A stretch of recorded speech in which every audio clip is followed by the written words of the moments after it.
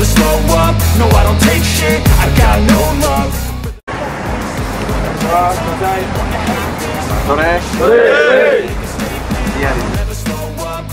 Pengakuan Rafael Struijk ke salah satu media Belanda, Omroep West, menyatakan bila asisten pelatih timnas Indonesia akan datang ke Belanda untuk mencari pemain naturalisasi.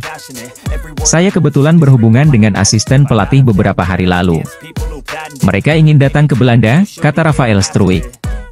Bisa jadi staf timnas Indonesia juga mencari Mees Hilgers yang bermain di FC Twente. Kabarnya ibu Mees Hilgers, Linda Tombeng juga tengah berada di Indonesia.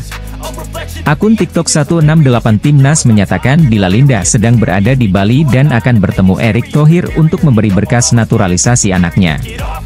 Ibu Mees Hilgers sudah di Bali mau serahkan berkas ke Pak Erick Thohir, demikian caption dalam unggahan akun TikTok 168 Timnas. Kabar ini belum terkonfirmasi secara pasti. Namun jika benar Mees Hilgers dinaturalisasi, maka kekuatan timnas Indonesia bakal semakin solid. Mees Hilgers sempat akan diproses naturalisasi pada awal 2022. Saat diwawancara media Belanda Elf Voetbal pada Oktober 2022, Mees Hilgers mengaku masih terlalu muda untuk mengambil keputusan membela Indonesia. Follower saya bertambah banyak, menjadi 60.000. Sampai media mengatakan bahwa orang tua saya tidak mengizinkan saya, tetapi itu tidak benar, ujar Mees Hilgers dilansir Bola Sport dari Elf Voetbal pada 7 Oktober 2022 lalu. Mungkinkah ini saat yang tepat bagi Mees Hilgers membela timnas Indonesia? Patut ditunggu. Calon pemain naturalisasi timnas Indonesia berikutnya disebut-sebut adalah bek FC Twente, Mees Hilgers. Timnas Indonesia terus memburu para pemain naturalisasi yang memiliki keturunan untuk persiapan sejumlah event padat pada 2023 hingga 2024. Yang terbesar tentu kualifikasi Piala Dunia 2026 dan Piala Asia 2023.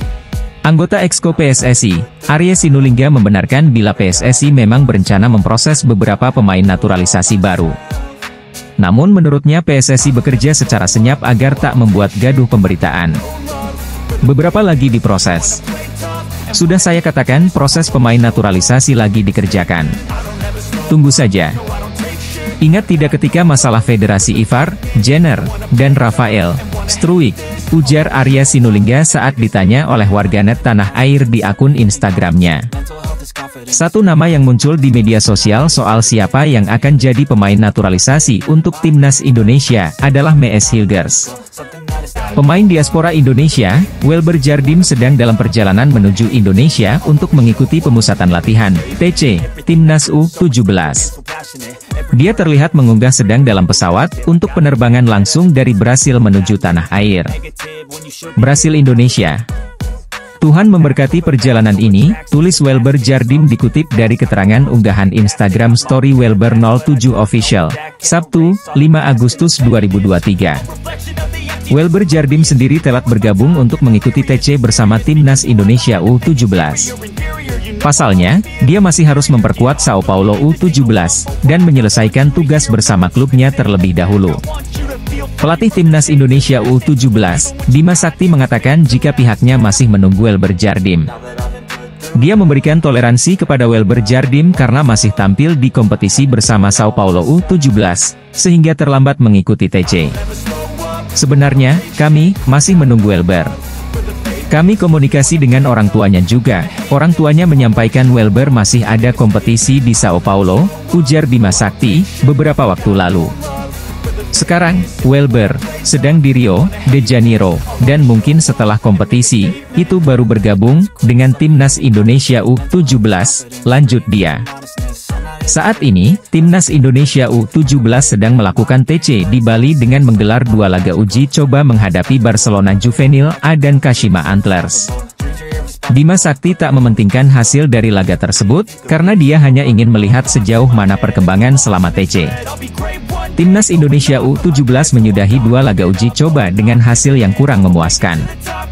Setelah dikalahkan Barcelona Juvenil A, pasukan Bima Sakti kembali menelan kekalahan 2-3 dari Kashima Antlers U18 di Stadion I Gusti Ngurah Rai, Sabtu, 5 Agustus 2023. Sejak peluit dibunyikan, kedua tim saling jual beli serangan. Di laga ini, Kashima Antlers kerap mengirim serangan udara. Beberapa sundulan mereka cukup mengancam sisi gawang tim Merah Putih.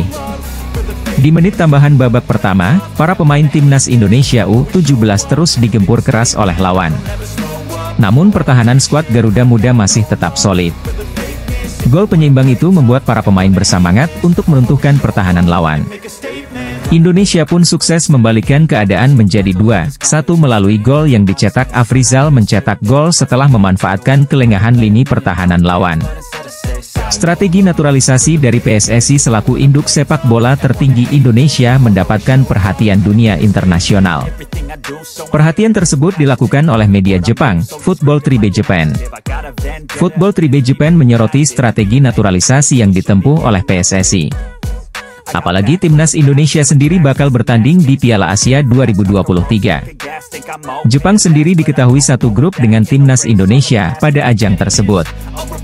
Jepang bakal gabung dengan Irak, Vietnam, dan timnas Indonesia di Piala Asia 2023. Tak hanya Piala Asia 2023, timnas Indonesia juga dihadapkan turnamen kualifikasi Piala Dunia 2026. Kualifikasi Piala Dunia 2026, timnas Indonesia bakal bertanding sejak ronde pertama pada Oktober 2023. Menurut media tersebut, strategi naturalisasi yang dipakai oleh PSSI patut diwaspadai. Jika berhasil, media tersebut memprediksi timnas Indonesia bakal jadi kekuatan baru di benua Asia.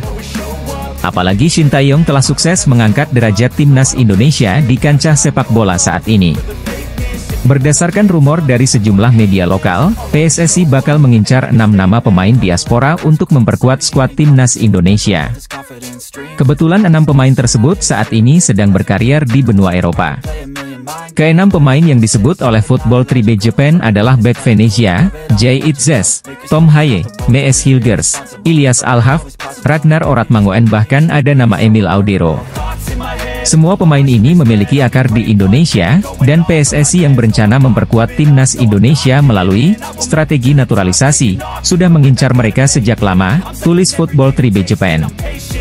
Jika naturalisasi mereka terwujud, diharapkan mereka akan menjadi kekuatan besar bagi timnas Indonesia yang dipimpin oleh Shin Tae-yong, lanjut dalam laporan mereka. Media tersebut mengingatkan kepada timnas Jepang untuk tidak meremehkan skuad Garuda sedikitpun saat berjumpa di Piala Asia 2023. Pasalnya, timnas Indonesia memiliki bakat besar dalam setiap pemain asuhan Shin Tae-yong tersebut. Timnas Indonesia berada di grup D bersama Jepang, Vietnam, dan Irak di babak penyisihan grup Piala Asia yang akan digelar di Qatar awal tahun depan, jelas Football Tribune Japan. Indonesia berada di peringkat 150 peringkat FIFA dan terbawah grup, tetapi bakat individu mereka kuat dan mereka adalah lawan yang sulit, tutup laporan Football Tribune Japan. Media tersebut juga menjelaskan bahwa mayoritas pemain diaspora yang dididik oleh PSSI berasal dari Belanda. Tentu, hal ini disebabkan karena akar sejarah panjang antara kedua negara. Dalam sejarah sepak bola Belanda, ada nama-nama seperti Robin van Persie, Roy Makaay, John Heitinga, Nigel de Jong, dan Giovanni van Bronckhorst. Di tubuh skuad timnas Indonesia sendiri juga ada nama-nama pemain dari Belanda. Ada nama Stefano Lillipali, Mark Klok, Rafael Struijk, Ivar Jenner, hingga Sandy Walsh. Ketua Umum PSSI, Erick Thohir, mengisyaratkan bersedia membantu pemain Tottenham Hotspur U18, Gabriel Hanwilhoff King, mengurus proses naturalisasi. Gabriel Hanwilhoff King diketahui tidak mempunyai paspor Indonesia. Maka dari itu, Gabriel Hanwilhoff King harus melewati rangkaian naturalisasi untuk bisa berseragam merah putih. Gabriel Hanwilhoff King sejatinya masuk dalam daftar pemain diaspora yang diproyeksikan memperkuat timnas U17 Indonesia di Piala Dunia U17 2023. Dan kalau masalah individu yang lain saya tidak bisa komen, kata Erick Thohir dalam sesi jumpa pers, Rabu, 2 Agustus 2023. Kalau memang merah putih, datang ke sini, naturalisasi bisa kita urus. Asal hatinya mau main di sini, sambung pria kelahiran Jakarta tersebut. Sebelumnya, Menteri Pemuda dan Olahraga, Menpora, Dito Aryo Tejo, mengakui bahwa Gabriel Hanwilhoff King tidak mempunyai paspor Indonesia. Yang nggak memiliki paspor sebenarnya masih bisa, ucap Dito Aryo Tejo.